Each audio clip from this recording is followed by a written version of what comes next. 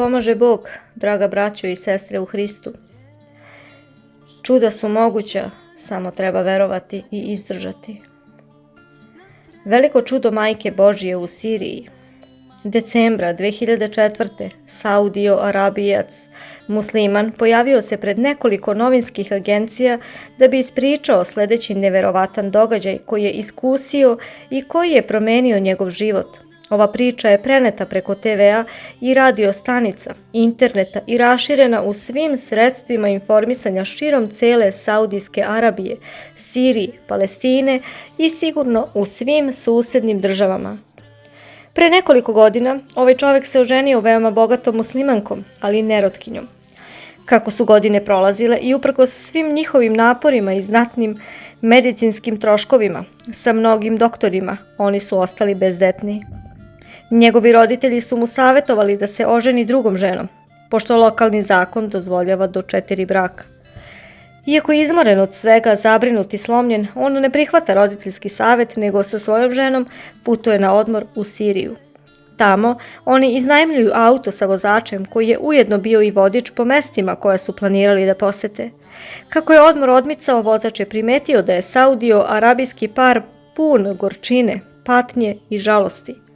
Zbliživši se sa njima, on ih je bojažljivo pitao zašto izgledaju tako utučeno. Da li to nije zato što su nezadovoljni njegovom uslugom? Par se poverio vozaču da je razlog njihove nesreće to što oni ne mogu da imaju dece. Onda im je vozač, koji je isto bio musliman, rekao da u Siriji pravoslavni hrišćani imaju manastir Presvete Bogorodice i mnogi ljudi koji nemaju dece pronađu utočište kod njene čudotvorne ikone. Oni odu u manastir i dobiju ulje iz kandila koje gori pred čudotvornom ikonom, a onda Marija daje hrišćanima prema njihovoj veri šta oni žele. Vidno uzbuđeni Saudio Arabijac i njegova žena zamolili su vozača da ih odveze do manastira Vladičice hrišćana u Saidnaju i obećali su: ako dobijemo dete, onda ću se ja vratiti ovde i daću tebi $20.000, a manastiru 80.000. Oni su otišli u manastir i postupili su kao što im je naloženo. Kasnije vratili su se u svoju domovinu i posle nekog vremena žena je ostala trudna. Nekoliko meseci kasnije ona je rodila predivnog dečaka. To je istinito čudo naše Vladičice Bogorodice. Ubrzo, pošto se njegova supruga porodila, Saudio Arabijac se vraća u Siriju da ispuni obećanje koje je dao.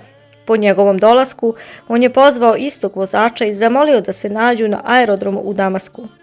Ali vozač lukav i pokvaren ubedio je svoja 2 prijatelja da odu sa njim na aerodrom, da sačekaju bogatog Saudio Arabijca, uzmu novac i da ga ubiju. On je, dok su ga vozili, ne znajući da su planirali da ga ubiju, obećao i prijateljima vozača da će i njima dati po $10.000. Oni, nezadovoljni ovim, skreću sa puta koji vodi ka manastiru, odlaze u pusto mesto i ubijaju Saudio Arabijca, osecajući njegovu glavu i komadajući druge delove tela, ruke i noge.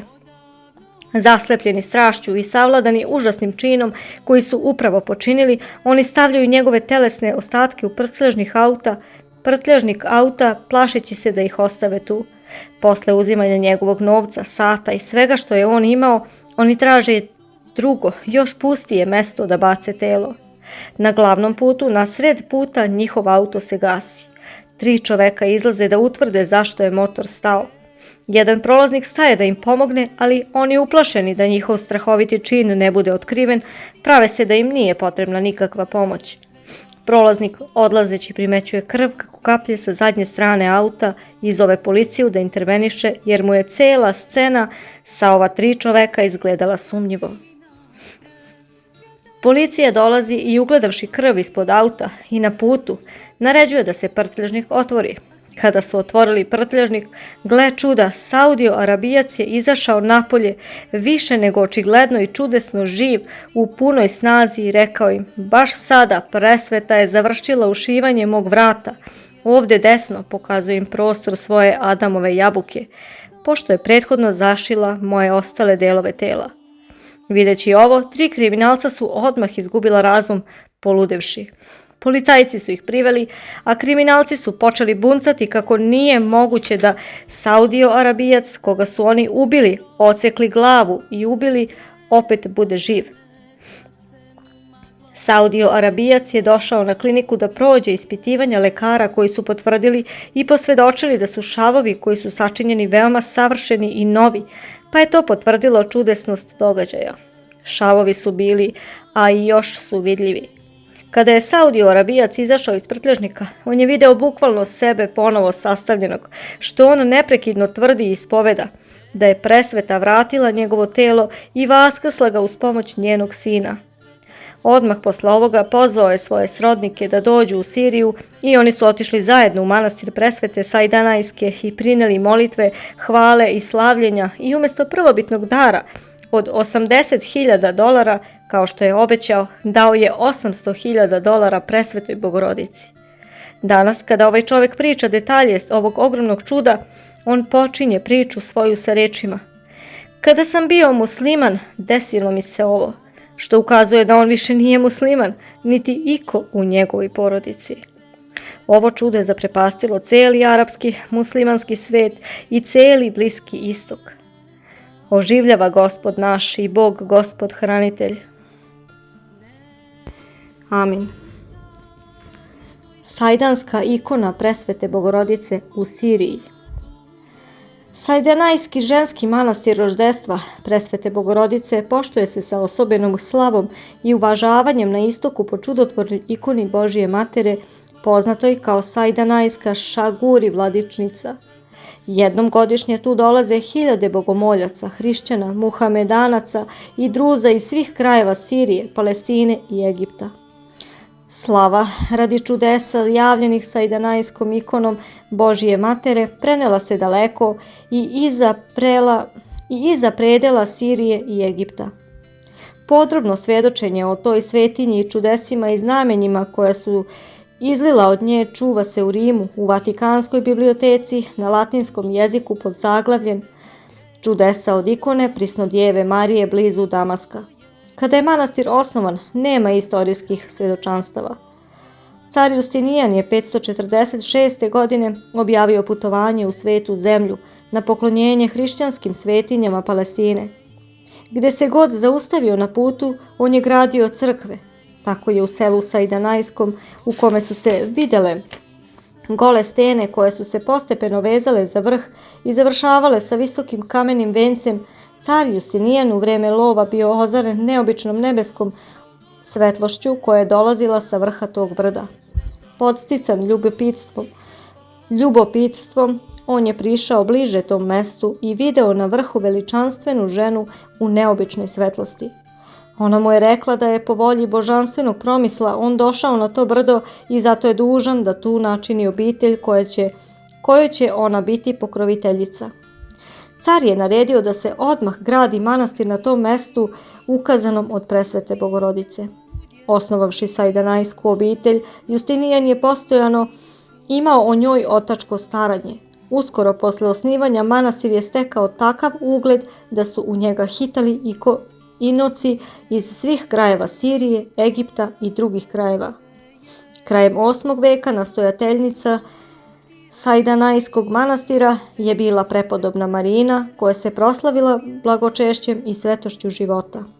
Egipatski monah Teodor je pošao u Jerusalim na poklonjenje njegovim svetinjama i zaustavio se u stranoprimnici Sajdanajskog manastira. Igumanija Marina ga je molila da pribavi u Jerusalimu ikone Božije Matere i dala mu novac da je kupi. No u Jerusalimu monah Teodor je zaboravio da kupi ikonu i pošao nazad. No nedaleko od grada zaustavio ga je nepoznati glas. "Da li nisi nešto zaboravio kad si bio u Jerusalimu? Šta si radio sa narudžbinom igumanije Marine?" On se tog časa vratio u Jerusalim i kupio ikonu Božije Matere koja ga je porazila svojim lučezarnim likom. U povratku inok Teodor je bio zadivljen čudesima koja su se dešavala od ikone Božije Matere. Prvi put ona je spasila njega i njegove drugove od razbojnika, drugi od divljih zveri. To je pobudilo u njemu želju da prisvoji sebi dragocenu ikonu.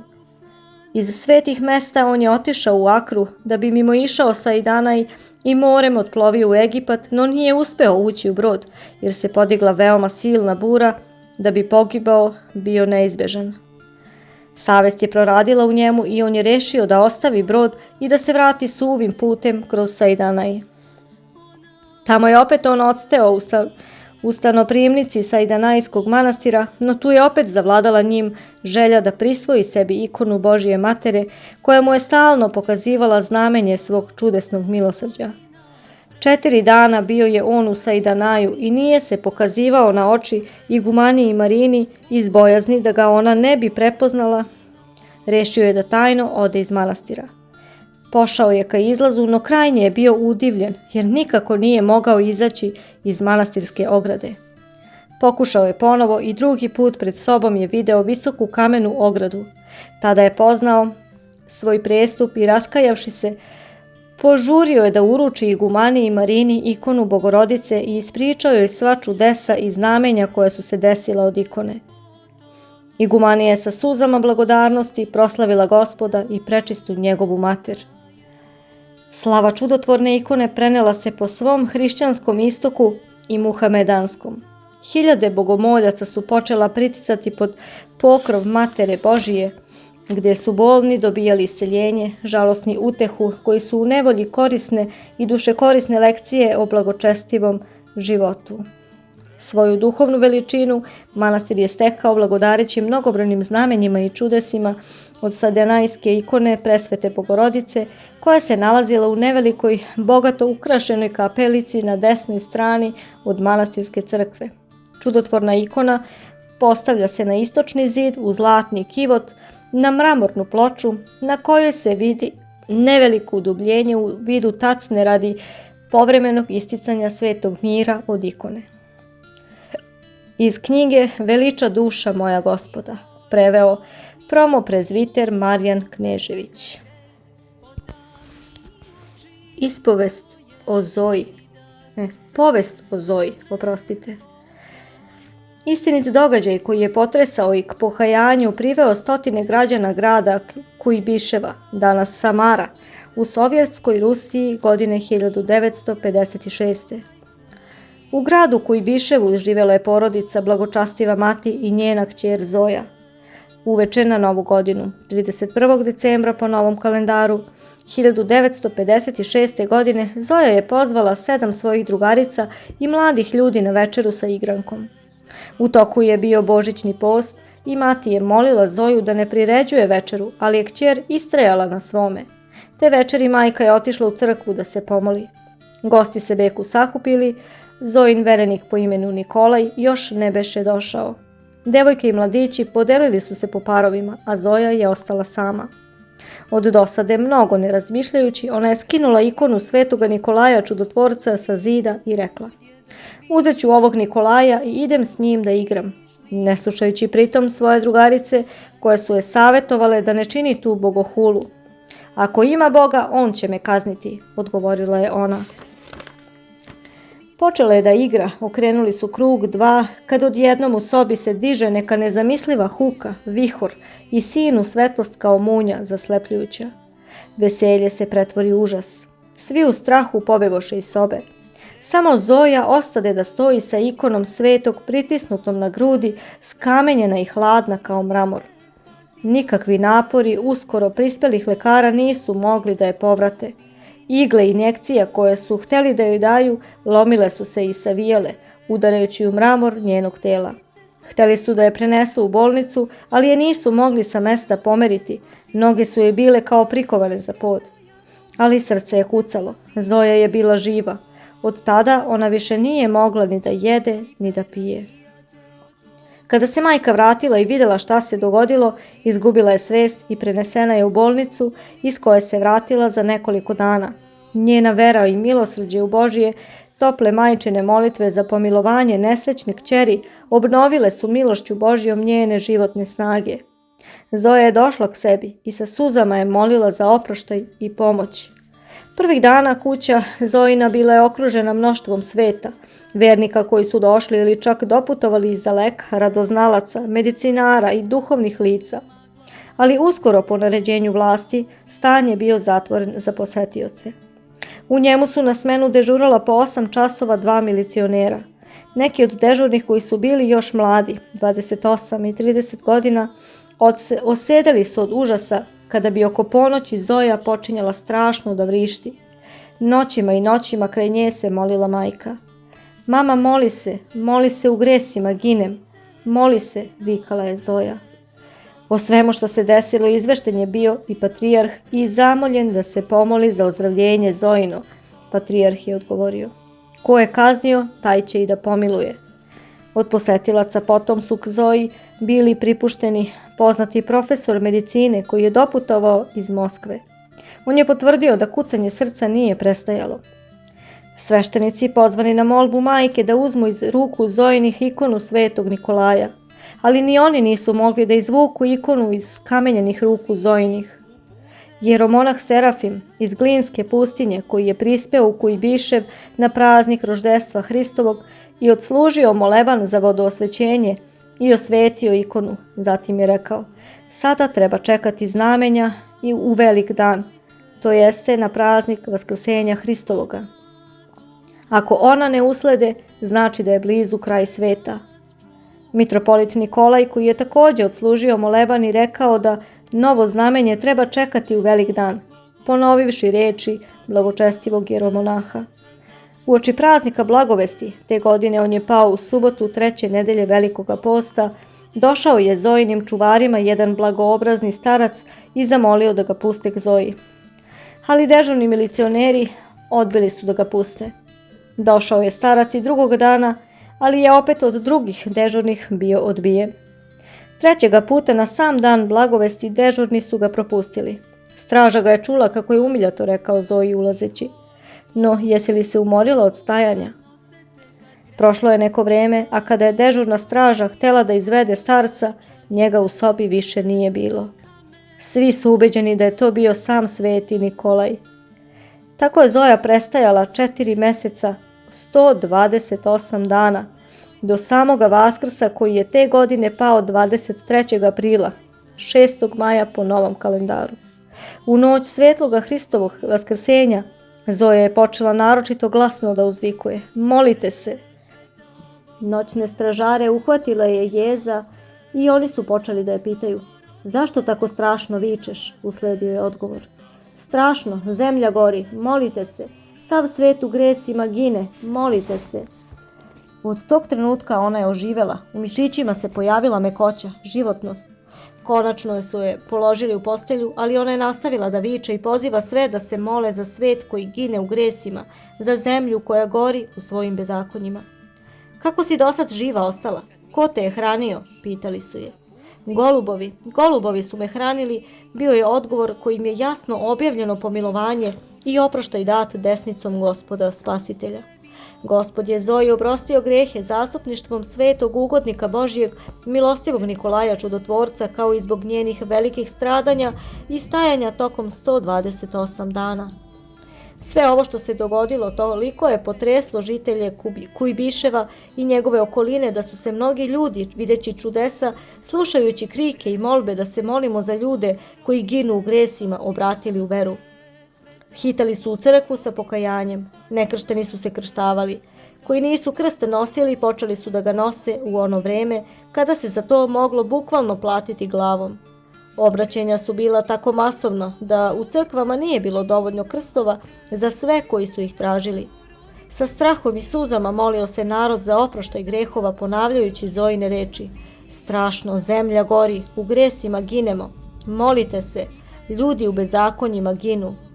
Na Vaskrs 3. dana Zoja je otišla Gospodu, prošavši teški put 128-dnevnog stajanja pred licem Gospodnjim radi iskupljenja svakoga sagrešenja.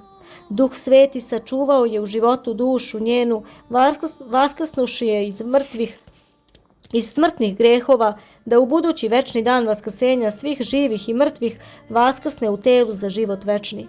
I samo ime devojčino Zoja, na grčkom Zoji, znači život. Amin. Bogu našemu slava. Napomena. U sovjetskoj štampi onoga vremena također je bilo saopštenja o Zojinom slučaju. Odgovarajući na pisma koja su stizala u redakciju čuvenog lista, neki umišljeni naučnik potvrdio je da događaj sa Zojom zaista nije izmišljen, ali je pritom izjavio da je u pitanju vrsta ukočenosti dosad još nepoznata nauci.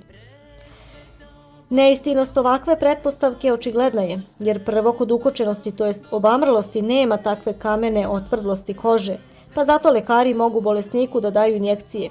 Drugo, obamrloga je moguće prenositi sa mesta na mesto i on leži, dok je Zoja samo stajala, i to stajala toliko koliko obični ljudi nisu u stanju da stoje i pritom je nisu mogli pomeriti s mesta. Treće, obamrlost sama po sebi ne obraća čoveka Bogu i ne donosi otkrivenje s neba, a u Zojinom slučaju ne samo da su se hiljade ljudi obratili u veri u Boga, nego su i veru svoju javili delima, to jest krstili su se i postali moralni. Ne samo da su priznali da Boga ima, nego su i postali hrišćani. Jasno je da uzrok tome nije bila obamrlost, nego delovanje samog Boga. On čudima utvrđuje veru da bi izbavio ljude od grehova i od kazne za grehe.